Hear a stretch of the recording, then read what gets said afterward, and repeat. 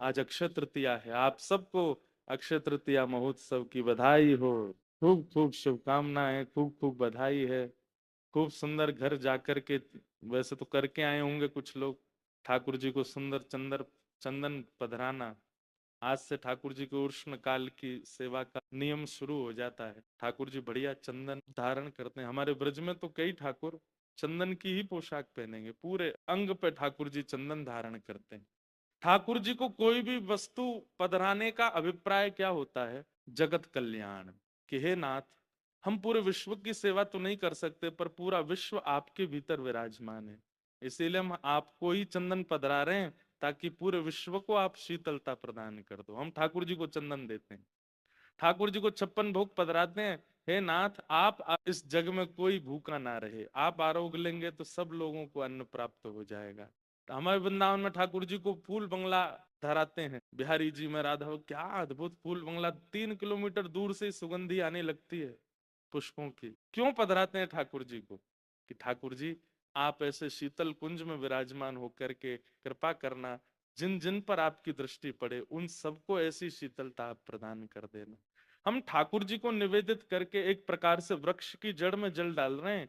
सारे पत्ते और डालें अपने आप उसी से सिंचित हो जाती। तो आज अक्षय तृतीया, और ऐसा हमारे आज आज बिहारी जी के चरण दर्शन हो रहे होंगे वृंदावन में। साल में एक ही बार होते हैं ठाकुर जी के चरण दर्शन। इसके पीछे भी बड़ी सुंदर लीला हमारे ब्रज में बताते हैं कि जो ठाकुर जी के चरण देख लेता है उसको नरक नहीं जाना पड़ता, उसको नरक के दर्शन नहीं करने पड़ते। तो एक दिन यमुना जी ठाकुर जी से बोले कि हमारे भैया आपसे मिलने आए हैं, मतलब ठाकुर जी के साले साहब। कौन है ठाकुर जी के साले? यमराज। ठाकुर जी ने कही, कहो भैया साले साहब कैसे आए? बोले, आप तो हमारा व्यापार बंद कराने के उम्मीद में हैं, आप तो चाहते हैं कि हमारा जो नरक है वो वहां के सब किवाड़ बंद हो जाएं। ठाकुर जी बोले, क्यों? बोले, बिल्कुल अनावृत निरावृत चरणों के दर्शन आप सबको करा देते हैं, लोग कुछ भी करके आते हैं, आपके चरण देख लेते हैं और नरक दर्शन नहीं करना पड़ता। फिर संचिंतयेद भगवत चरणार विंदम वज्रांकुश ध्वज सरोरुहलांचनाट्यम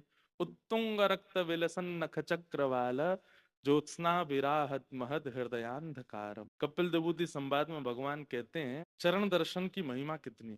तब यमुना जी और श्री यमराज जी के सुख के लिए ठाकुर जी ने चरण दर्शन एक ही दिन, अक्षय तृतीया के दिन। लेकिन हमारे ठाकुर जी बड़े चतुर हैं, ऐसी तिथि चुनी है चरण दर्शन कराने की, एक बार देख लो अक्षय हो जाता है। आज अक्षय तृतीया है। आज अगर आपने ठाकुर जी के, बिहारी जी के चरण देख लिए तो 365 दिन के दर्शन हो जाएंगे एक साथ ही, अक्षय हो जाता है। आज जो करो सब अक्षय हो जाता। अक्षय मतलब जिसका क्षय नहीं हो सकता, जिसका नाश नहीं हो सकता।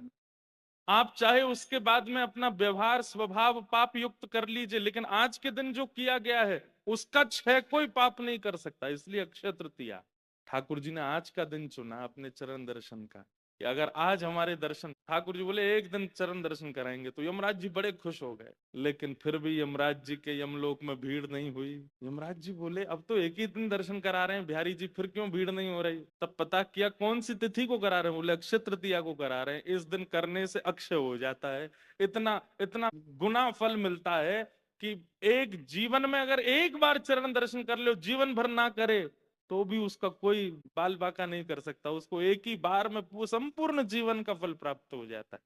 ठाकुर जी बड़े दयालु, बड़े करुणा निधान है, इसलिए आज का दिन चुना ठाकुर जी। आज के दिन दान का बड़ा विधान है। लोग कहते हैं कि आज दान करने से अक्षय होता है, धन पवित्र होता है, आदि आदि पवित्र। हम ऐसा एक भाव रखते हैं कि दान करने से अगर आज अक्षय होता है तो ऐसी वस्तु का दान कीजिए जिसके अक्षय होने से भगवत प्राप्ति। जैसे आज जो आगे आवे, जो सामने पड़ जाए आपके, उसको भगवान नाम का दान करो। किस लिए? कि नाम अक्षय हो जाए। आपके सामने जो आवे उसको प्रेम का दान करो, ताकि आपका प्रेम अक्षय हो जाए। धन अक्षय करने से, स्वर्ण अक्षय करने से, चांदी अक्षय करने से कोई लाभ नहीं है, सब रह जाएगा यहीं पर, लेकिन हरि नाम साथ जाएगा।